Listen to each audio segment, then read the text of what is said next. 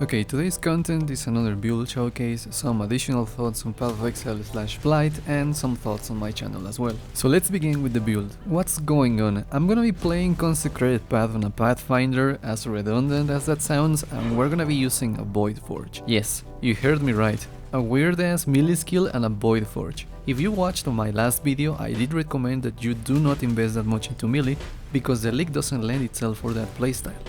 However, I think we're on the brink of something cool here. We're dealing a lot of damage, bosses are getting deleted, we cleared really fast, and it's relatively affordable to start for any player.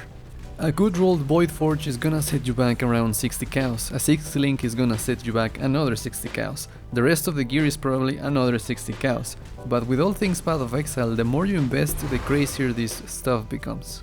For example, for expensive stuff you're looking into your gloves, in this case Grim Sorrow and mine have elemental weakness on hit as a corruption. I got lucky and got this at the beginning of the league for free since I corrupted the first Grim Sorrow pair I found and I got the ele weakness. On the chest we obviously want Maim, and that comes from serrated fossils and they're pretty expensive right now, 20 cows a pop. So the longer you go without getting Maim, the more expensive the shindig gets. We also want very specific jewelry, as in we need an open prefix on the amulet and open suffixes on the rings, alongside resistances, life, crit chance, elemental damage with attacks, etc. Gearing the character can and will get out of hand if you don't plan this previously. At the same time, we're gonna be playing as a Pathfinder and she's the queen of Gatorade, so the more flavors you pack with you, the better. Just remember that the Voidforge does not deal anything that is not elemental damage, so for example an Adsiri's Promise or a Sin's Rebirth are not gonna do anything at all.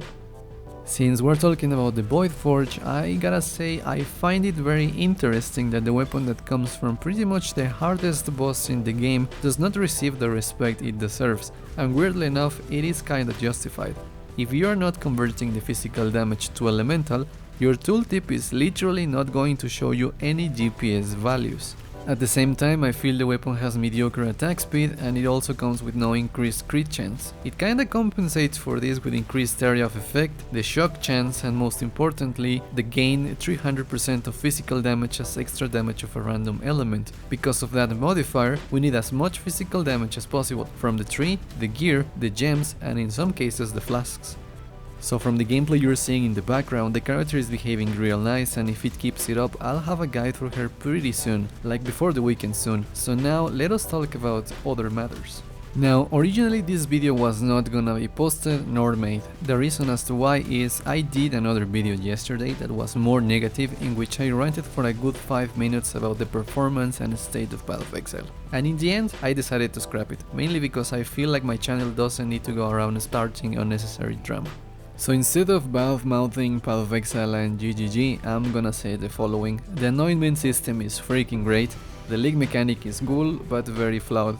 The tower defense is not fair, the monsters need a little tone down, and the performance needs a revision. It's getting one later this week, and we're gonna have to see if that's enough for the game to not bring any computer or console to its knees while playing the league's content.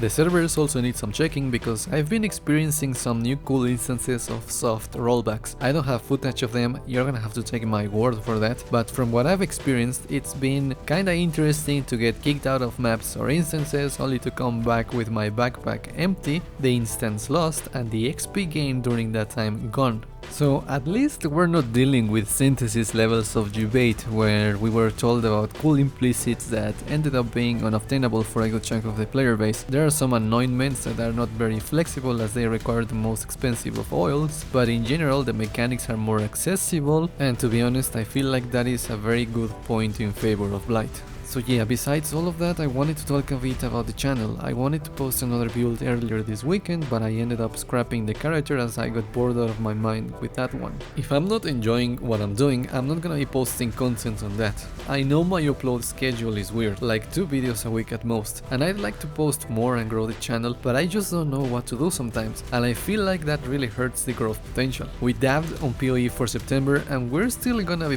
pushing Path of Exile for the rest of the month, but on October there's the Destiny expansion and Cube World. I don't know yet if I'm gonna be checking out Shadowkeep on the channel, but for sure I'll be checking out Cube World, and I can't wait for it if I'm being honest.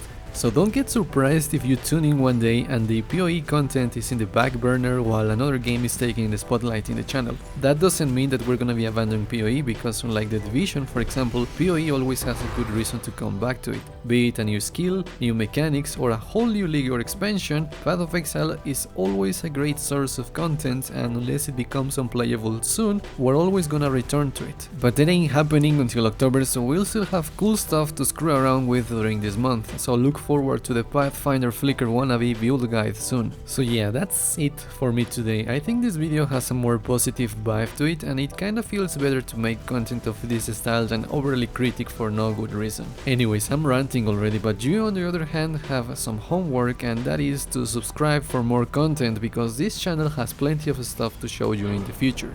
So be sure to tune in next time when we realize that the next iteration of Flicker Strike is going to be totem based. See ya!